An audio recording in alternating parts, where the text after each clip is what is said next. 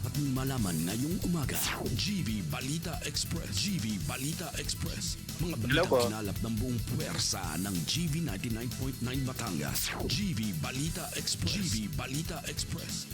Mga balita sa loob at labas ng Timog Katagalugan. GV Balita Express. GV Balita Express. Narito na ang GV Balita Express.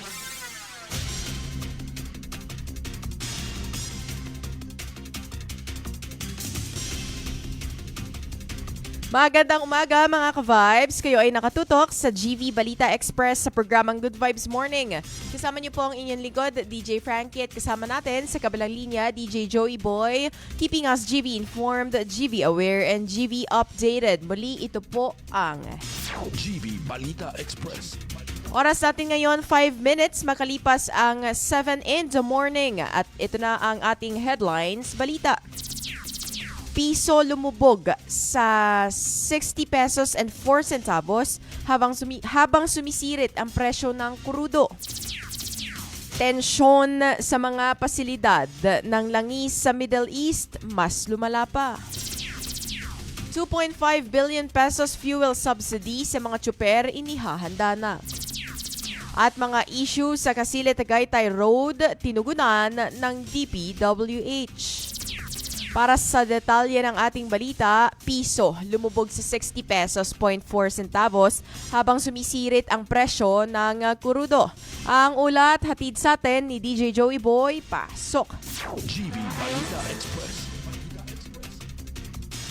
DJ Frankie, bumagsak nga sa 60 pesos kontra dolyar ang halaga ng piso nitong Huwebes, ang pinakamahinang antas na naitala sa kasaysayan. Ayon sa mga analyst, pangunahing dahilan nito ang pagtaas ng presyo ng langis sa pandaigdigang merkado kasunod ng tumitinding tensyon at labanan sa Middle East. Samantala, mahigpit na minomonitor ng Bangko Sentral ng Pilipinas ang epekto nito sa inflation at ekonomiya ng bansa. Para sa GV Balita Express, ito si DJ Joey Boy sa GV 99.9, your good vibes. Atensyon sa mga pasilidad ng langis sa Middle East, mas lumala pa. Para sa detalye ng balita, mas lumala pa ang tensyon sa mga pasilidad ng langis sa Middle East matapos ang sunod-sunod na pangmalawakang pag-atake.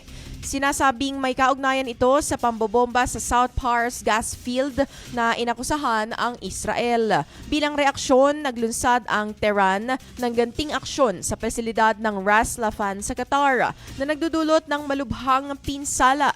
Samantala, tumaas ang presyo ng langis sa buong mundo sa higit na $108 bawat barrels matapos ang insidente. Para sa GV Balita Express, ako po si DJ Frankie sa GV 99.9, your good vibes.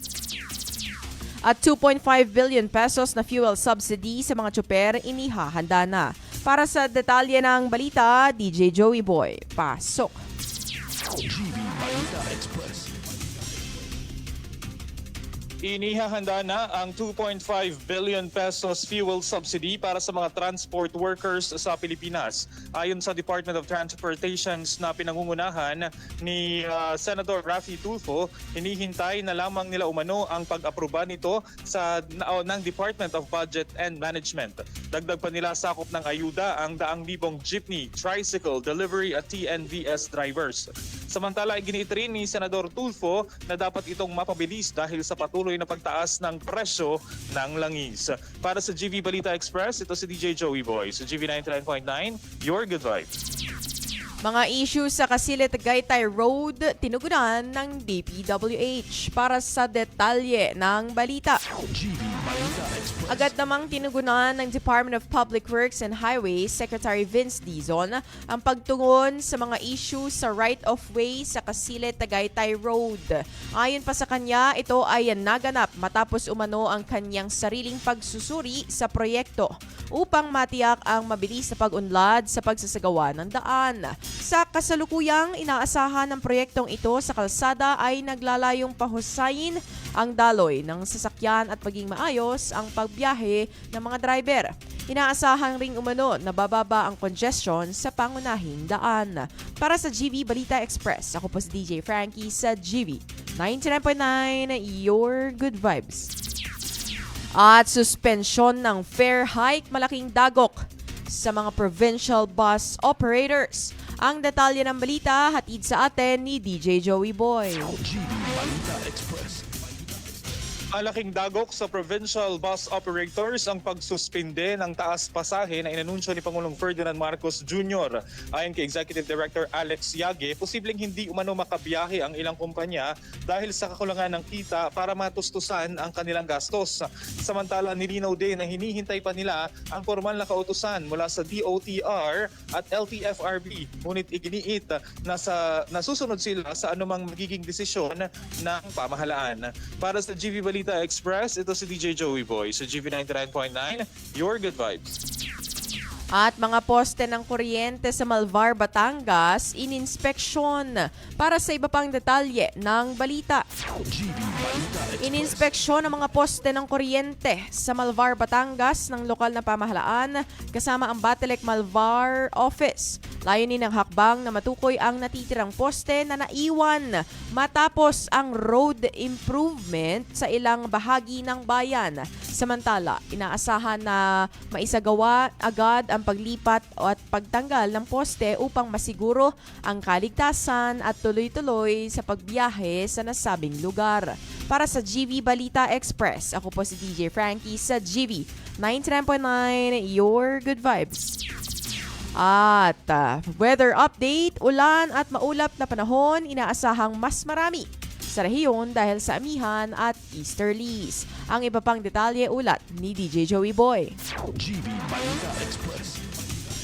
DJ Frankie, mga ka-vibes, ayon sa Pag-asa kahapon, naghatid ang sabayang epekto ng northeast monsoon o amihan at easterlies ng maulap na kalangitan sa ilang bahagi ng bansa. Sa Hilaga, kabilang ang Batanes, Ilocos Norte, Apayao at Cagayan, naitala ang bahagyang maulap hanggang sa maulap na kalangitan na may kasamang maiikling pag-ulan. Sa Metro Manila naman, karamihan ng Luzon at sa Visayas ay nakaranas ng bahagyang maulap hanggang sa maulap na kalangitan na may maiikling pag-ulan o thunderstorms dulot ng easterlies. Samantalang sa Mindanao, ramdam din ang bahagyang maulap hanggang sa maulap na kalangitan na may isolated thunderstorms sa ilang lugar. Nagbabala naman ang Pag-asa sa posibleng flash flood at landslide sa mga apektadong lugar. Ramdam din sa buong bansa ang banayad hanggang sa katamtamang hangin at kaunting alon sa baybayin. Ang araw ay sumikat kaninang 6:01 ng umaga.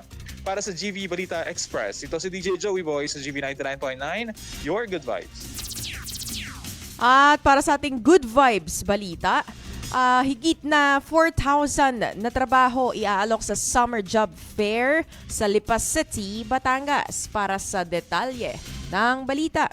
GV Balita Express. Higit 4,000 na trabaho ang inaasahang iaalok sa mga job seekers sa Lipa sa nalalapit na Summer Job Fair 2026. Ayon sa mga opisyal, ang mga bakanteng trabaho ay galing sa 42 companies na pakikipagtulungan ng pamahalaang panglungsod sa pamamagitan ng Public Employment Service Office kasama ang DOLE Batangas na naglalayong magbigay ng magandang oportunidad para sa mga Lipenyo.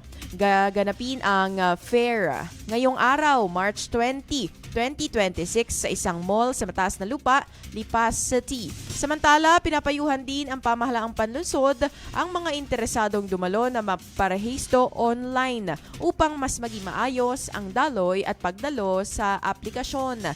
Para sa GV Balita Express, ako po si DJ Frankie sa GV 99.9, Your Good Vibes.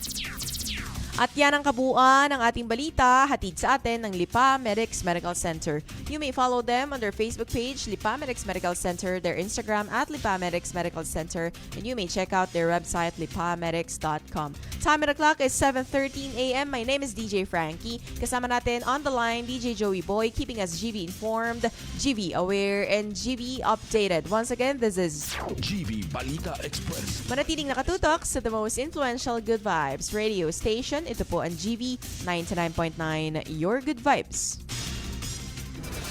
GV Balita Express. GV Balita Express. Mga may init na bagong balita. Mga balitang dapat mong malaman ngayong umaga. GV Balita Express. GV Balita Express. Mga balitang kinalap ng buong puwersa ng GV 99.9 Batangas. GV Balita Express. GV Balita Express. Mga balita sa loob at labas ng Timog Katagalugan. GV Balita Express. GV Balita Express. GV Balita Express. GV 99.9.